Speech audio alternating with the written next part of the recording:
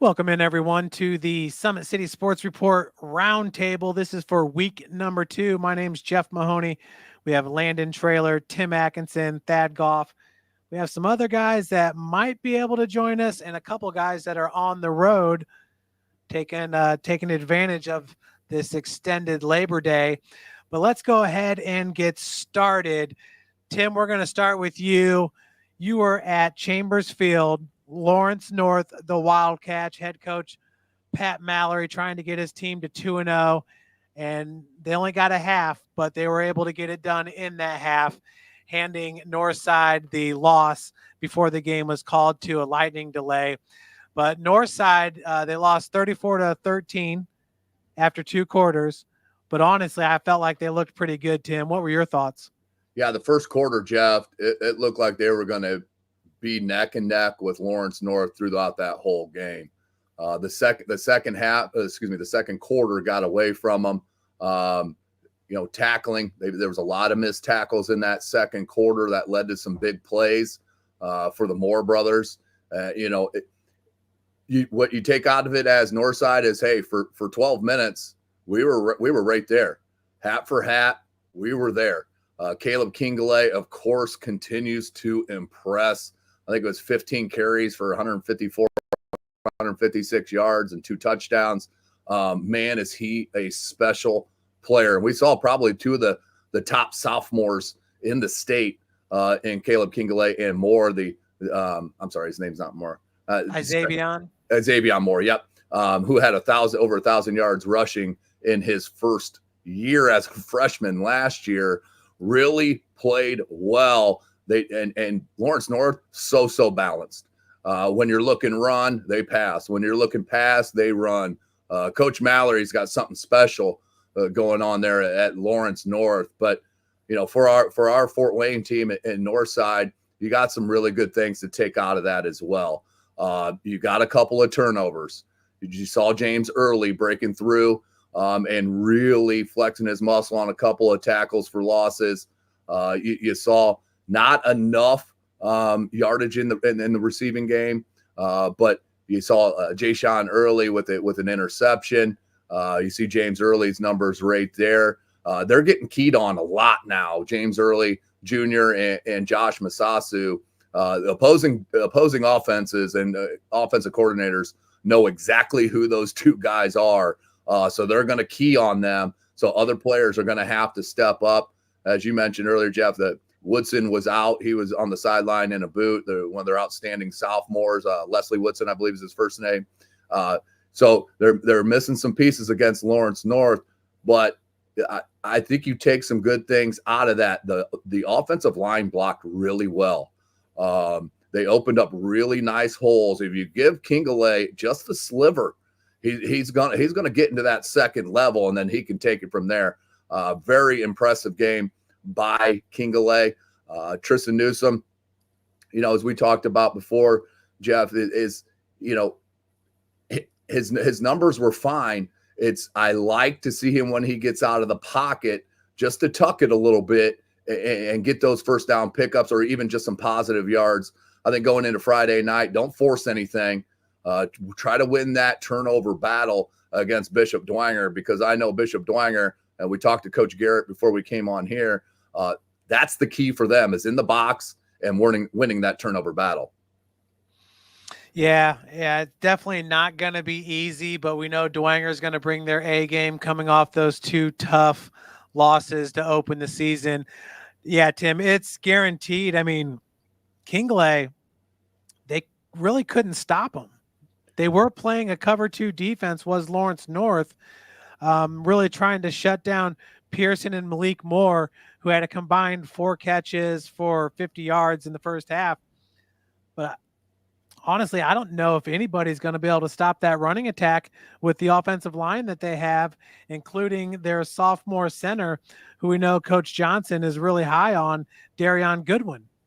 And I think that's exactly what Coach Johnson wants to lay the blueprint as. Okay, we have this special sophomore running back, one of the best in the state, barring class, really, as a running back, is all right. So you're going to load the box now, right? Well, load the box. Now we have these special athletes that we could throw little bubble screens. And if it's 1 versus 2 defense and I got Malik Moore or Pearson out on that edge, I like their chances to break 1-2 tackles and take it to the house. Yeah, like I said earlier, when you start seeing those guys' numbers go up, because Kinglay's numbers are going to be there, that's when this is a high-powered offense that many are just not going to want to have to deal with. Now, Northside is in 5A sectional 11, where they'll see the likes of a Warsaw, a Concord, or a Goshen. Mm-hmm. Could this be the year for Northside to pull off that sectional championship? It'd be their first sectional championship since anyone? It's been a while. We're scrolling. Holy smokes. Okay, so we're talking pre-1994, so around the 92, 94 time frame. I wasn't even alive, Jeff. Well, like I said, it's been a while for the Legends, but Tim, I think this is really shaping out to be a special year for Northside, and we do know that in the state, they have a good collection of sophomores, maybe some of the best collection in the whole state of Indiana. Yeah, we're going to see 2 outstanding sophomore classes in Bishop Dwenger and Northside this Friday. You're going to see a ton of sophomores getting a ton of reps. We had Coach Garrett on earlier, as I mentioned. I think they have 12 seniors or something to that effect. There's not a lot of seniors at all, but this is the first step for Northside to prove themselves. They do not like the way that second quarter went. I can guarantee you that. We're going to try to get Coach Johnson on tomorrow night to talk about it, but it is a pretty special group that he has, and I'm pretty sure Coach knows that, along with his staff. This could be the year. They're a 5A school, but pretty much a 4A enrollment. I mean, it really is when you get down to the nitty-gritty of the numbers. So one student separates them from Southside. Southside is the first school in 4A. Northside is the last school in 5A. Yeah, that is a tremendous thing to hear. And then we talked about Northside has one of the biggest special needs teaching group in that school, which also goes against their numbers as well. So it could even be less than that, Jeff, if you didn't count that. But I truly believe that this is the year for Northside to win sectionals. Then you just never know what's going to happen. I would love to see a opening sectional game or a sectional championship game at Chambers Field on that turf to really see how the community comes out and supports the Legends. Because I'm telling you what, this team is for real. Don't get crazy on the halftime score of Lawrence North. Lawrence North is really special. We talked about that with Warren Central against Snyder in the opening week. They're special teams. You're talking about 2 of the top 3 teams in 6A as the updated rankings right there. You see Lawrence North at number 9. I guarantee you that's only going to go up. Warren Central as well. Now their schedules are crazy as you see right there. But these 2 teams are talking about 6A titles. Northside hung with Lawrence North throughout that first 12 minutes. Bishop Dwenger held with Cincinnati Moeller through really 3.5 quarters. These teams are being slept on a little bit, and I think the coaches like that, number one. And number 2, that gives their kids a little chip on their shoulder once you start bringing in that lack of respect type of talk into your locker room, which I absolutely love. Well, let's move on to Thad Goff, who was over at Wayne Stadium. The Generals pulling off the victory over Riley, but it was not an easy win for Wayne. Is that correct, Thad? Well, that is correct. Here's what I'll say about Wayne, though, because it started off with South Bend Riley getting the ball first and moving the ball almost at will on that first drive. It was a zone read, spread option offense, and quarterback Phoenix Clark, he was the primary ball carrier, not the only ball carrier, but he carried the load quite a bit and ultimately took it in for the touchdown to cap off the drive. That's the first drive of the game. And any team could get down on themselves, especially on the defensive side. That is clearly not what happened with the Wayne Generals, because they bounced back from that and did not allow a single scoring drive the rest of the game. In fact, if I remember right, they had 3 3-and-outs that their defense forced. They got to the quarterback, Phoenix Clark, a couple times. He'd get back in the pocket and get sacked. I think it was twice, maybe even 3 times.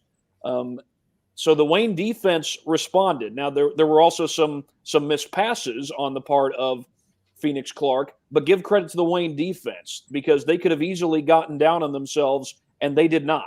They responded to that early drive and came out in a big way, came after Clark, and really changed the momentum of the ball game. And then that change in momentum started to show on their offense. The quarterback, Trey Dillard, had a beautiful touchdown run. How much did you see from Trey? Did he get the start? Did he go the whole game?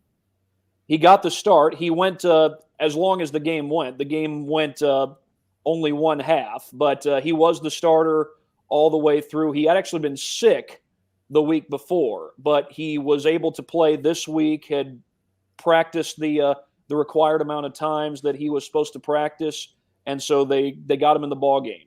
Didn't throw a whole lot, but he did have a couple of good completions, including a good third down completion. There's the touchdown run, and that was set up beautifully. That's just an old school play action bootleg is what Wayne ran there, and it was a gutsy call, 4th and 8. But watch how this unfolds. You got Stallings in the backfield, and then that whole right side of the field just absolutely opened up for Dillard, and he took advantage of it. That was just a beautiful play and brilliantly executed on Dillard's part.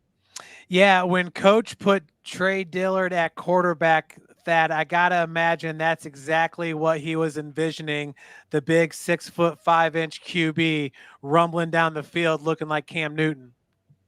Yeah, I would have to think so. Now, speaking of big guys running the football, it wasn't all the Kemar Nelson show, but he had some key plays for them on not just third downs. He also had a 4th down touchdown, but yeah, here he is on a little 3rd and 4 and just gets to the second level. And apologies there to the guy he just ran over. That's Javonte Eldridge, a freshman defensive lineman over there. And Kemar, he must have said something like, "Sorry, dude, didn't mean to knock you down there." But Kemar, the offensive line, they did a great job. And basically when Kemar gets to the second level, I'll use this example that I used during the broadcast. He kind of makes me think of, and this is going back a ways, kind of makes me think of Earl Campbell of the Houston Oilers. You know, Sure. He'd get to the second level. If you got in his way, he'd knock you over.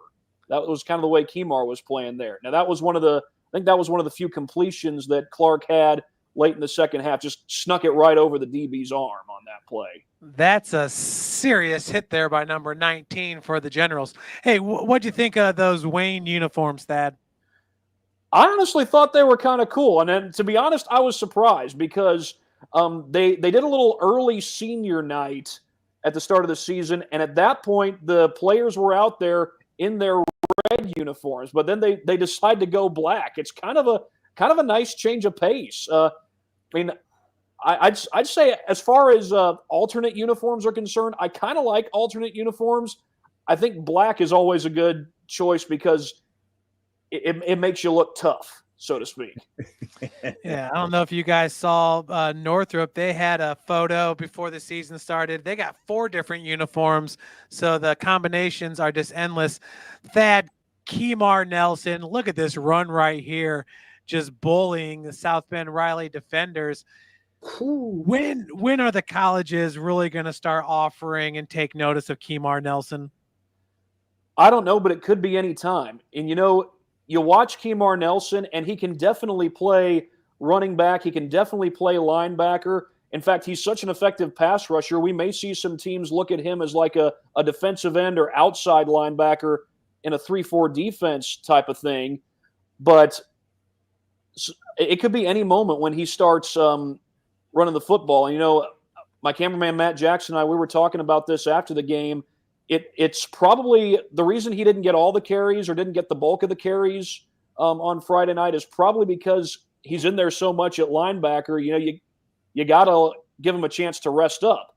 Of course, you also got to give a chance to a really talented running back in Josiah Stallings, and how good a job he did. He was the primary running back for Wayne in that game. So there's that. But as far as where Nelson can play, he can probably play just about anywhere. And I think it's going to be up to these coaches to decide. Okay, do we want him as a linebacker? We know what he can do there. Do we want to? We know he can rush the passer. Do we want to move him to a outside linebacker, defensive end type of position, or do we want to use him as like and if you will, an old school power running back like an Earl Campbell or a Jerome Bettis? Harold Max, the number 11th ranked player in the state for the class of 2025. Did you see much from Harold in the Riley game? Just a little bit. He did have a third down catch and a couple of third down catches. One of them went for a first down, and I think he was actually short of the chains by the time he caught it, and he had to work his way across the first down marker. So there was that. He was also the punter.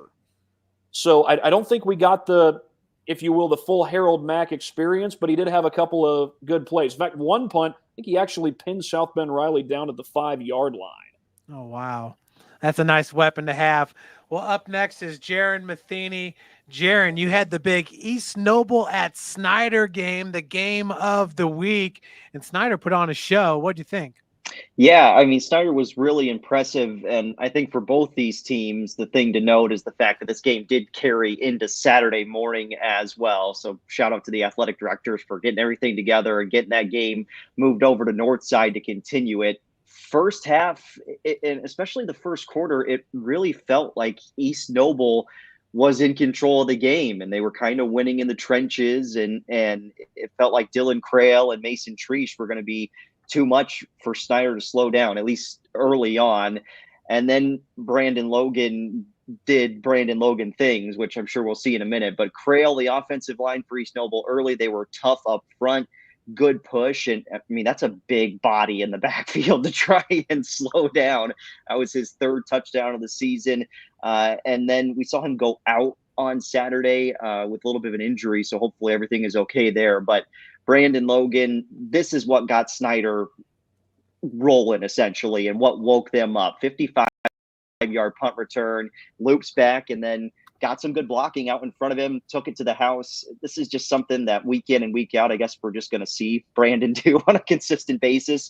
I mean, he's unbelievable to watch out there. On defense, they mixed him in on offense a little bit as well. And then you can't kick it to either of the guys that are standing back there, because Calabote had a return on Saturday that got pulled back for a penalty flag, but he took it to the house too. So you don't want to punt to anybody standing back deep for Snyder. This was still on Friday night, and I think the guy that maybe I was most impressed with was Aaron Vance. Chaos happens, but he finds the football and then looks up, open space, take it to the house. He's got really quick feet.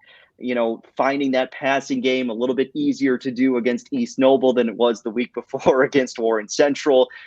Things started to go on the ground early on, and, you know, you could tell that Snyder was finding the rhythm by the end of the first half here. You get the Jamarion Calabote touchdown, good pass from Vance over the top. This is when the lightning struck and we got sent into a delay. So I guess fortunately for the two coaches in this situation, the delay happened when a drive had just stopped and we were finally moving on to the next drive. So we got a kickoff to restart things on Saturday at Chambers Field. And then it was really the Aaron Vance show on Saturday at Chambers Field. A couple more touchdowns on the ground, and he read it perfectly here. I mean, you just hole opens up, he finds a way and marches his way into the end zone for 6 points, 3 rushing touchdowns. He had that passing touchdown to Calabote as well. So 4 total touchdowns for Vance in the game. If he plays that well consistently, Snyder is going to be a threat in that sectional in 6A for sure. Obviously taking the step up this year. But again, Vance in tight, finds a way to push it in.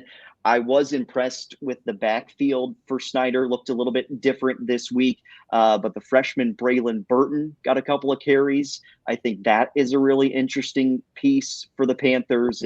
If Burton continues to get some good touches for Snyder in the backfield, and you see a freshman take hold at the varsity level. I'm sure Coach Tippmann and crew love that, but defense was the Snyder defense. After Crail scored and they hit Treesh a couple times before we got to Saturday on Friday, hit Treesh a couple times over the top, but they studied the film on Friday night. You could tell it's Snyder, because Saturday that deep ball wasn't open for East Noble anymore. And you could tell why Snyder's defense is one to pay attention to going into SAC play this week.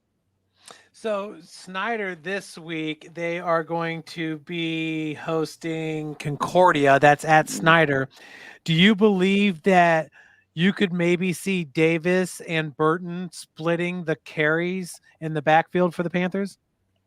I'm not sure we're there yet. I think Coach Tippmann probably wants to see a little bit more from Burton probably this week against Concordia. Davis did have a couple of nice runs right before we hit the weather delay going into Saturday too. He broke off about a 40-yard carry. So nice touches for him too. But I do think week 5, week 6, we'll start to see that split in the backfield with Burton and Davis. And Jaron, was there anything else you wanted to add from that game? Obviously, East Noble coming out with the 7-point lead. Everybody said, "Oh my gosh, what's Snyder going to do?" And then they just handled things like they normally do. But any other real takeaways from that one? My real takeaway from East Noble's perspective is Mason Treesh is going to be tough to slow down in the Northeast 8. I just don't know that there are a lot of cornerbacks in the Northeast 8 who are up to the level of Snyder's defense on the outside, and Treesh was able to beat them over the top a couple times. So I think there's going to be a lot of issues for teams in the NE8 trying to slow down Treesh in that receiving game, because you couple it with Crail and what they can do in the backfield. That hard play action is going to get somebody once a game, and Treesh is going to be there over the top. And East Noble, co-champs in the NE8 last year, they're going to be right there with Leo and Columbia City once again this season. No doubt about that. Can Riley Biddle consistently complete that pass? Yeah, I think he can. I was really impressed for a guy in start 2 at his varsity level, playing that level of defense. I thought he looked really good. I thought he was composed, even when Logan had the kick return and chaos started happening in favor of Snyder. He was still composed. You got back out there Saturday. It looked like he was the same guy again. So that really impressed me, that a guy who didn't see, varsity snaps at the quarterback position because he was behind Xander Brazel, like, to be composed and to keep your cool, even when going into Saturday, you're down 21-10, you may try and press there. No, he was the same guy both days. That really impressed me. Wow, Tim, we were saying that about Vance after week 1, and then look what he did in week 2. Landon Traylor had the Bishop Lures and New Haven game. The Knights traveling to New Haven. I should say you had the first half of that game. Your thoughts, Landon? Right. So it started off wacky, Jeff. The first kickoff for New Haven actually was fumbled by Bishop Lures, and right away, 2 plays later, New Haven punched it in for a touchdown, missed the extra point. We've seen a couple times that New Haven's had some special teams issues, and we'll see it again here pop up later in that half as well. But nonetheless, it was a wacky start, but New Haven Bishop Lures was able to march it right back on them and take the lead within about 4 minutes in that ball game to regain the lead 7-6. And they really did not look back for the lead, at least in my half of the ball game, Jeff, as Lures kind of controlled. They jumped out to a 17-6 lead over New Haven. And I said to Joe Northern, my color commentator, right before the half, if New Haven wants to stay in this ball game, they need to score right here. And that's exactly what they did. They handed it off to DJ Simpson, who we saw a lot of in that ball game, as well as Dominic Wallace finding Jamarcus Turner in the end zone for that much needed touchdown for the Bulldogs to keep them in that game at that point. However, their defense, once again, they allowed Bishop Lures to march it right down the field again on them and score a touchdown, or actually score a field goal on the Bulldogs to take a 20-6 lead into halftime. But New Haven did go for 2 when they scored that late first half touchdown. They lost by 2 points, Jeff. You take your field goal there, you make your field goal in the opening quarter of the game after you score a touchdown, You're looking at overtime with Bishop Luers, Jeff. Yeah, and they had a 2-point conversion attempt at the end of that game to tie it up as well, Landon, and that one was intercepted by D. Hogue. And you kind of, in the back of your mind, you were thinking, just give the ball to Navion Gibson. He can power it in. Right, exactly. Gibson, who goes 250 pounds. But, okay, so we have 2 quarterbacks for Bishop Luers, Devin Patterson, Jace White. They're both juniors. Do you feel like one might have separated themselves from the other in the first half? Absolutely. Not in the first half, though. We saw a lot of Ethan Wake in that, or I'm sorry, I'm looking at the wrong spot board. Jace White, the junior quarterback. We saw a lot more of him than we did Devin Patterson. Devin Patterson started the game. However, Jace White was the primary quarterback about, I think, the third drive through halftime. We saw Jace White in the ball game. Man, I got to say, if you have 2 quarterbacks, you almost have none. If you can't really allow anybody to get in a rhythm, you can't allow one quarterback to, if he throws a touchdown pass, you're rolling out the other quarterback right away, and you're putting the quarterback who's hot on the bench. I'm not a fan of the 2 quarterback system. I do think Devin Patterson stood out. The numbers speak for themselves, Jeff. 155 yards and the lonesome touchdown pass for Bishop Luers in that ball game. I'd have to agree. In the second half, for those that don't know, I went to New Haven on Saturday to cover for Landon, who had prior commitments. But yeah, Devin Patterson had hit Evan Wilkins on a 50-yarder. That was one of the prettier passes I've seen in Northeast Indiana in some time. Just a beautiful play. And you can't say enough about Davion Surrey and what he brings to that team. Gosh, what do you have, like 4 punt returns for a touchdown? And I think only 2 counted or something like that. Right, that's another point of emphasis for Bishop Luers. They had 3 touchdowns called back due to, one of them was a pass interference, one of them was a holding, and another one was another holding. They also had an intentional grounding call that really set them back, and they didn't score at all because they went for it on 4th down. They did not convert after the intentional grounding. So it really could have been a lopsided affair. So kudos to the Bulldogs for hanging in there and kind of locking up there towards the end of the first half, and they played them close in the second half, Jeff. They really did. Yeah, it was a great game. Angel Rojas is a really good kicker for them. I feel like he's somebody that 40 and in, they can really rely on him to make a kick, which, to the point earlier, that's huge. When you have somebody that you can rely on to get you 3 points, and maybe you don't have to go for it on 4th and 8 from the opponent's 32-yard line. Absolutely. He gave his squad a huge 3 points heading into halftime. It was 17-13. New Haven had a lot of momentum going for them.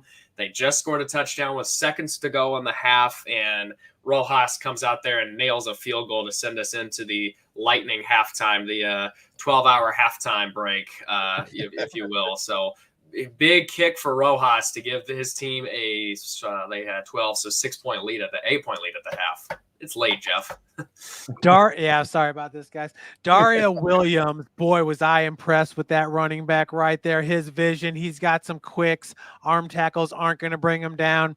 He ran for 6.3 yards per carry on 19 carries with 2 touchdowns.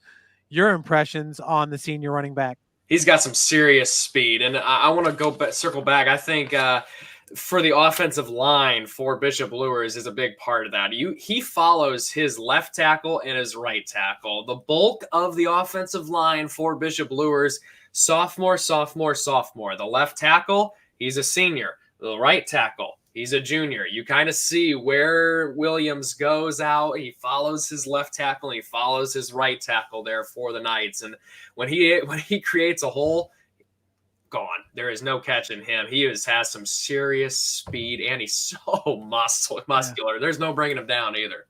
Yeah, I'm glad you said that, because looking at Luers just with their uniforms on, I was thinking, man, these guys look bigger than they looked last year, and they were playing without one of their best offensive linemen, Zach Wall, 6'3", 287, who is in a boot. And I know the week before they had 3 offensive linemen out. So I think it's safe to say Lures, just like last year, is a team that's just going to get better and better, be harder to beat as the season rolls on. Absolutely, Jeff. They're going to get bigger. They're going to get better and better and better week by week. Well, Landon, this week you got Belmont at Columbia City. I know it's been tough going for Belmont and the Eagles. Man, some people had picked them middle of the pack in the NEA, and they're looking like they could be title contenders.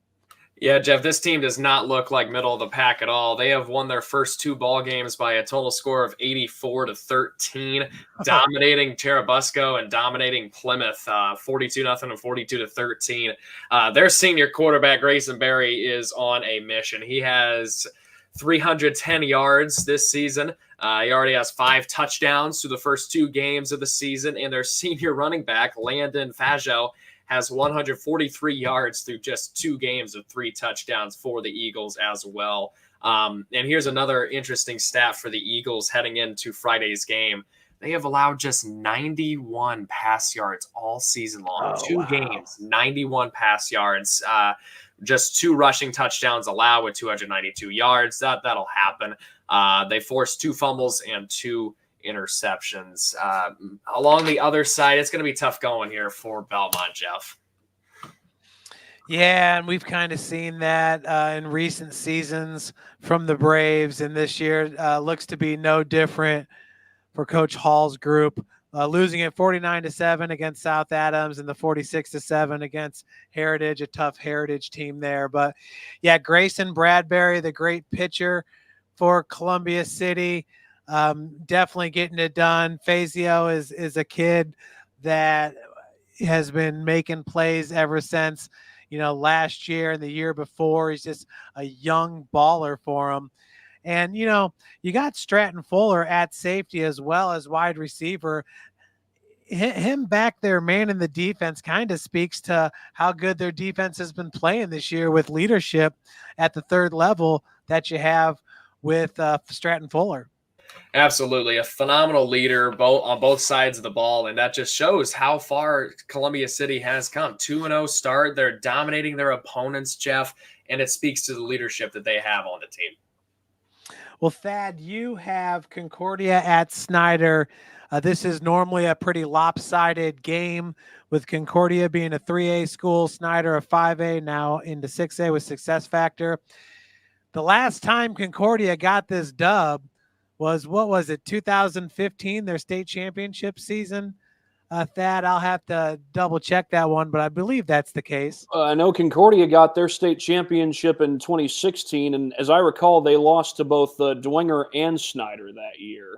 So they didn't get it then. I believe it's been a while, but this Concordia team, they're 2-0 already. I know it's early in the season, and I know the 2 teams that they have faced are currently 0-2 with their current records, but they've played some pretty respectable, pretty well-respected teams with well-respected coaches. They beat Eastbrook last week.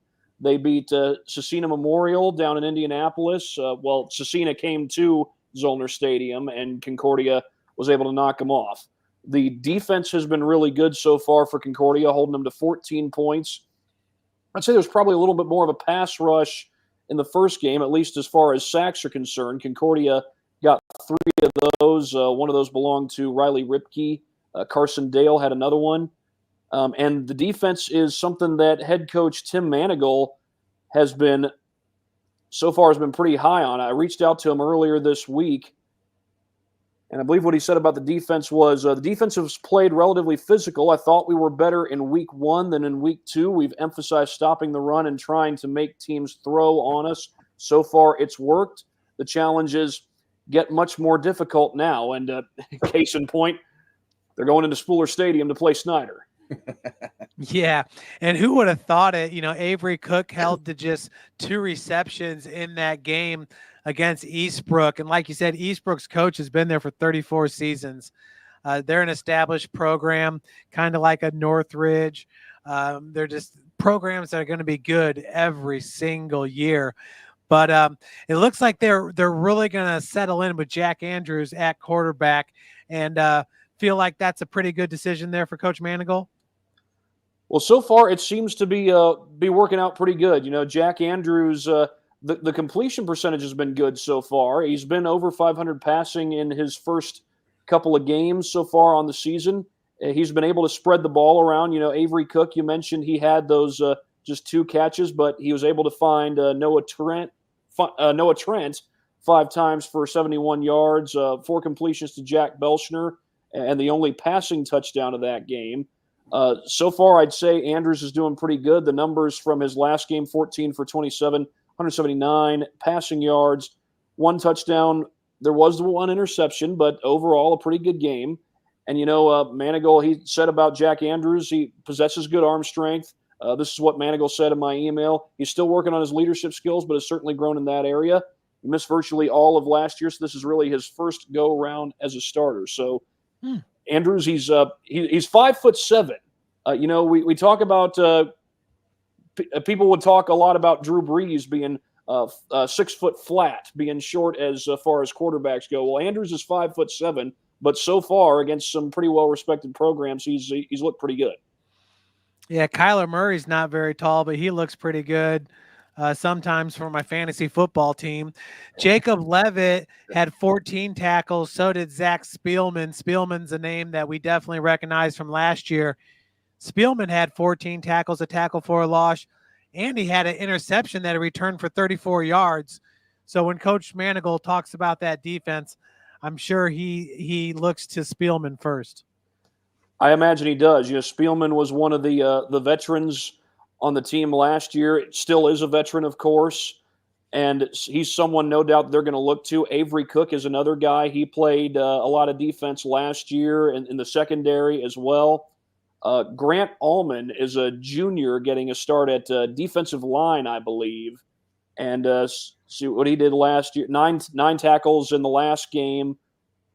Fred Steele had a tackle for loss against Eastbrook as well. So another senior coming up with a big play. So there's a lot of upperclassmen talent. I mentioned Riley Ripke. He came up with a tackle for loss against Eastbrook. There's a lot of senior leadership on this defense, and so far I'd say that has helped to contribute at least to the start that Concordia has. Also worth mentioning, Victor Sawyer. The rushing yards from the opener against Cecina, they weren't great, but Sawyer rushed for 109 yards against Eastbrook. And, one of the things that Tim Manigault talked about was that how the stats were a little deceiving in week 1. They had some bad snaps that led to some huge minus yardage on rushes. But Victor put in a good performance. That offensive line did their job against Eastbrook and put up 109 yards and a touchdown, a couple of touchdowns it might have been even. Let me check the rushing yards there. Victor Sawyer had 2 rushing touchdowns, 6.8 yards per carry. Yeah, not bad output by him at all. And you got to love it. Avery Cook is making receptions on both sides of the ball. So good for the senior over there, Avery Cook. Well, Landon, when we talked about Columbia City, Tim is going to be at Northside for the Bishop Dwenger at Northside game, Tim. And, Dwenger coming off the 2 tough losses, right? Against the Cincinnati Moeller and Brownsburg. Brownsburg, number 1 ranked 6A team in the state. But this game against Northside right here, last year, Tim, this game when Dwenger hosted North and won 21-12, I think it sparked some life in their players. Do you think that Bishop Dwenger can pull off the win again this year at Northside? Yeah, I don't think there's any question, Jeff, that they have the capability player-wise, personnel-wise, to be able to beat Northside. You just can't give up the big play. You got to keep Kingalay corralled. You cannot let the wide receivers, Pearson and Moore, get space out on the outside the hash marks. If you do, it's a recipe for disaster. But Dwenger, it's going to be interesting to see because they had a lot of injuries. Their starting quarterback in Jordan went down, so they had to move their backup quarterback, who was also Nick O'Keefe, who's their starting cornerback at sophomore, is now going to be playing at quarterback. So now next man up on the outside as well. I think what matches up with Northside the best is speed. And I think Dwenger has one of their quickest defenses that I've seen, especially all flat 11. There's no question that Dwenger can win this ball game. You know, to me, like I mentioned earlier, it's going to come down to the turnover battle and who can control the line of scrimmage. And not only that, this is a high emotional game between these two programs. What team can keep their cool? You know, no unsportsmanlike conducts, no personal fouls, that sort of thing. The team that can control themselves the most is who I believe will have the edge in this game. But I think this game is going to go back and forth throughout the entirety of the ball game. But you're going to see top level players on both sides of the field, and the real youth movement at Bishop Dwenger is really interesting to see how they're going to step up in their first game at Chambers Field in that atmosphere. You know, it's different going to Brownsburg and that sort of thing. Maybe, quote unquote, you're not expected to win. Now Dwenger expects to win. They expect to beat Northside. Northside expects to beat Dwenger, but it's going to be very interesting to see who can keep the calm, keep on their game plan, stay out of the penalties, and win the turnover battle. Who that's going to be, I think, is who wins the game. So we'll see what happens. You know, Dwenger can go to many different players on offense and defense. They are very deep, but we talked to Coach Johnson for Northside last week. This is one of his deeper rosters all the way down to the sophomore class. So it's going to be a tale of two different styles, no doubt about it, as we've come to expect with Northside and Dwenger.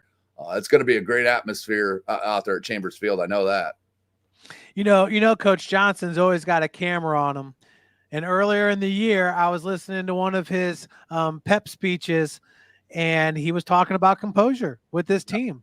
Yeah, he remembers what happened last year and how that could have helped maybe assist in derailing the season for Northside. And they're just not going to do it this year. Yeah. And we really didn't see any of that last week. Do you remember, Tim? No. I mean, as far as off the top of my head, I mean, there was some holding and stuff like that, but nothing egregious, nothing game-changing. Losing your composure type of penalties. Correct. Like yeah, there was nothing like that from the top of my head. You know, it's all about the self-control. And then the other thing is, if one team gets out to a two touchdown lead or something, they cannot go to the sidelines and get all hype with themselves. This is going to be a long game. Hopefully all 4 quarters. It's going to be a long game. And the team that can persevere with the peaks and valleys of a huge SAC game like this is going to come out victorious, because this right here can catapult one of 2 of the teams to make a run for a Summit Athletic Conference title. I believe that 100%. So Dwenger still looking to get in that turnover category, in the plus category, looking for a turnover this Friday. Tim, one of the guys that you've been really high on is Houston Ellinger, the safety. I feel like this game is all about the third level at Bishop Dwenger, because you're going to have to load the box to slow down Kingley. Yeah. But can you really go man-to-man on Jamari Pearson and Malik Moore? It's going to be very interesting to see how a player like Ellinger can not only handle run support, but the passing situations as well, making sure those speedsters don't get over the top. Yeah, and Coach Garrett mentioned it when we had our conversation, is that he expects Ryan Groves to play his first game this week, which adds a whole nother layer to that defense. Now you can, you know, they call what Ellinger is playing kind of a ranger position of moving them in, moving them towards the line of scrimmage, backing them out. And just real quick, Tim, that's something that I wanted to mention to Coach Garrett. We always called that the monster pack, the monster back. I don't know about Ranger. I think he should switch it back to monster. If you could go ahead and give him that memo, please. Yeah. I'll make sure to email him, and we'll get that taken care of, Jeff, for your liking. There's no doubt. But back to your point, and Ellinger, great pedigree. Hayden Ellinger, his older brother. They are his dad, Todd Ellinger, is a special teams coach there at Bishop Dwenger, had a great career at Snyder High School in the 90s. If you go watch that first half of that Moeller film, this kid was everywhere. And he was what we saw on your highlights there, watching Kamar Nelson and how he finishes his hits, both on offense and defense.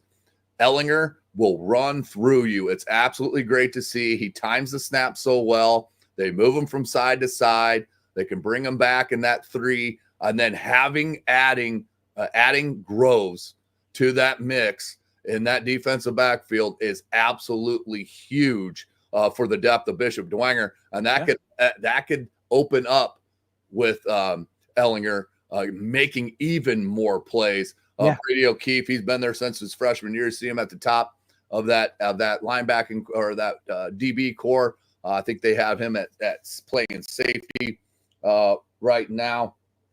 No, I'm sorry. Yeah, free safety. Brady O'Keefe.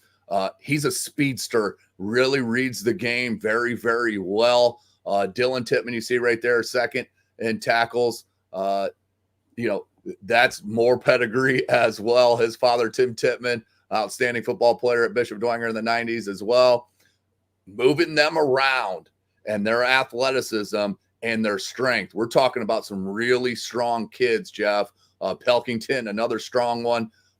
They are a very talented team. And, oh, by the way, you get Zent transfers over from Carroll. So now you have another sophomore out there at DB that's got high potential on his side as well. This is it's a young team, but they are very athletic on both sides of the ball. And it's going to be really interesting to see how they match up with the athleticism of Northside, because we know, and we've seen it, especially last week against the athletes of Lawrence North, hat for hat, Northside can hang with those Indy teams when it comes to athleticism.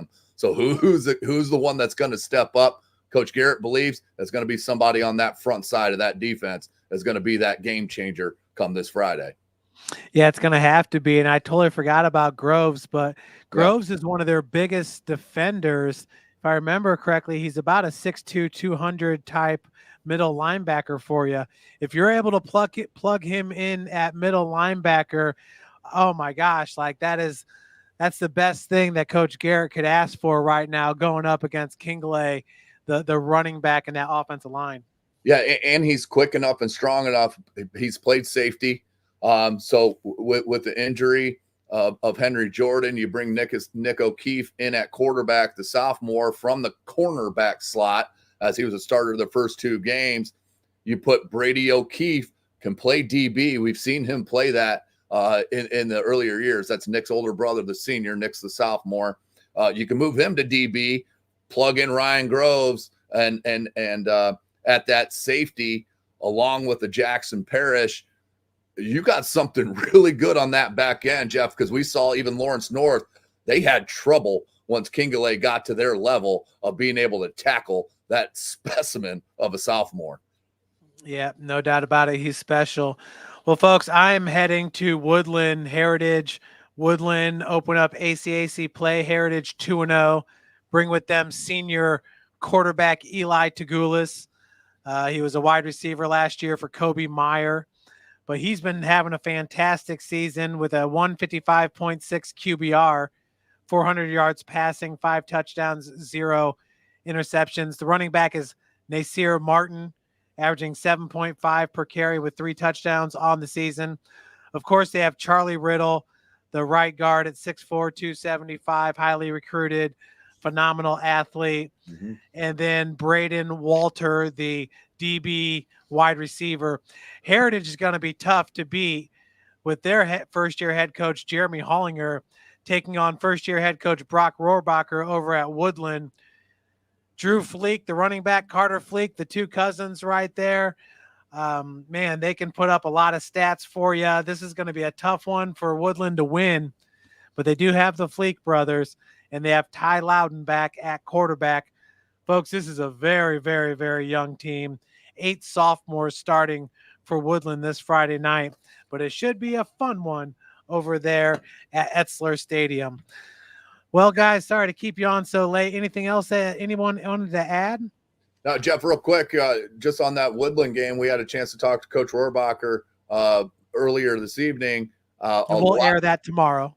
That tremendous young class, the underclassmen for Woodland, against going some of those seniors for Heritage. Where do you see the difference coming? Who's going to have the edge? You know what you're going to expect against Woodland. They're going to try to run the ball a million times right down your throat. What do you see the difference come Friday? Honestly, in my mind, the difference are the seniors from Heritage with Tagulis, with Riddle, and with Braden Walter. I mean, those are serious players. And Tagulis and Walter can connect for 40, 50-yard passes. It's really hard to beat that when you're a wishbone type team and you're running 90% of the time.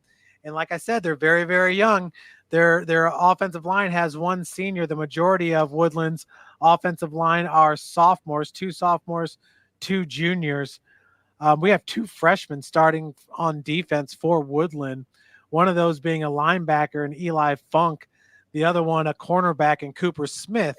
So I think this is a special Heritage team, and I think that they're going to compete for the ACAC championship this year. Yeah, Thad, I agree. You saw a little bit of Heritage, Thad. You feel like these boys can play ball?